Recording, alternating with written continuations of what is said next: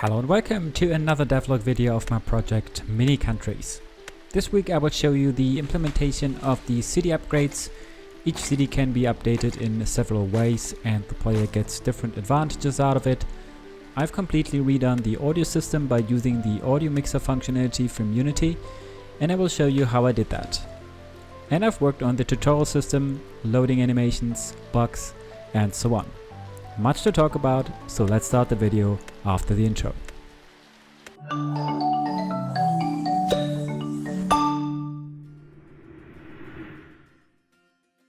Before we start the video, I would like to point out again that mini countries can be wishlisted on Steam. The link to the Steam page is down in the description. The gameplay content, I would say, is at around 95% done, and one of the last biggest implementations had been added during the past 2 weeks, and that are the city upgrades. When you've reached a specific amount of people, you get the notification that a city can be upgraded. If you click the button, you always get two choices.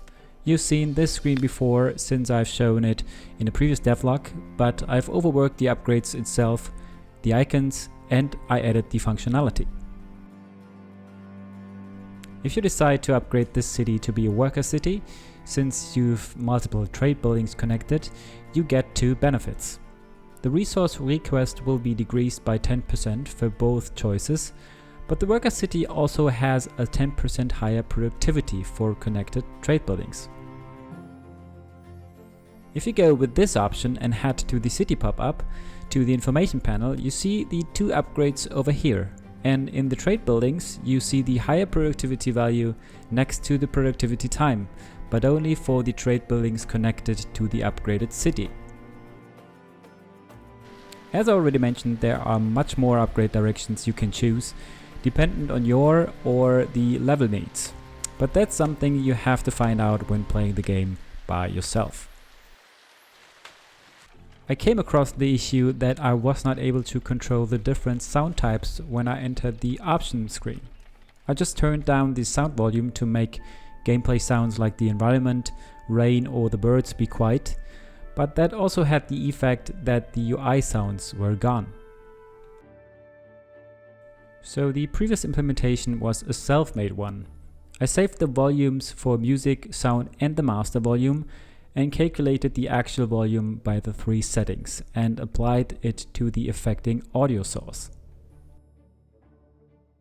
I found out that there is a Unity in-house option which is called the audio mixer.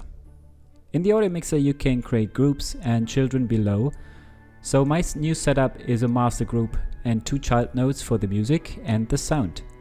The sound itself has another two children for the in-game and the UI sounds. In my global persistent game scene, which is always loaded, I have a sound controller with two music sources for being able to fade between two tracks, and I have another audio source for UI sound effects. If we now have a closer look at the audio source, you can see that it has a slot for an audio mixer group. So in this case we need to assign the UI group, so only UI sounds will be influenced by changing the volume in this group. If we go to an in-game sound effect, for example the windmill, I had to assign the game audio mixer group in this case. So in the end I can hear both sounds when playing the game, and I can now still hear the UI sound when I open the option or the settings screen. I was also able to finalize the tutorial handling and the help pop-up for checking hints, which had already been shown before. When the player opens a game for the first time, he gets some tips regarding cities and the global resources. When the player has read the hints, they won't be shown when starting another game. As soon as tips were shown in the tutorial, they are accessible in the help pop-up as well. In the drop-up you can access all the unlocked items. A polished product also needs a solid loading animation or loading screen, and so far it was only a white blank page with an orange progress bar, which is quite boring. So I thought about things which might look cool and are not too much time consuming, since this is just a loading animation. I remembered a CSS animation I've made for a mobile app a while ago, and I thought it would be quite fun to create an animation like this. So I thought it would be cool to have the shape of the country the player is about to play and animate the border around it. For this method, I had to create vector-based files for each country and import them into Unity. And that's the final result of the new loading animation.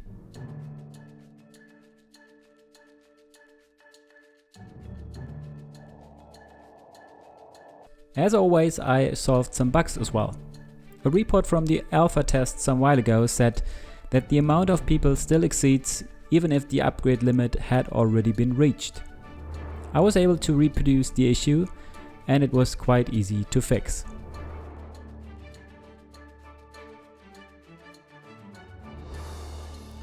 Another issue which occurred sometimes was that the UI was frozen after returning to the game from the option screen. The hex tile highlighting did not work and the player was able to move the mouse but not to zoom in or out. For this I had to check the UI manager where I handle all the pop-up stuff. If an element should be an UI element, it has to get the UI component script attached.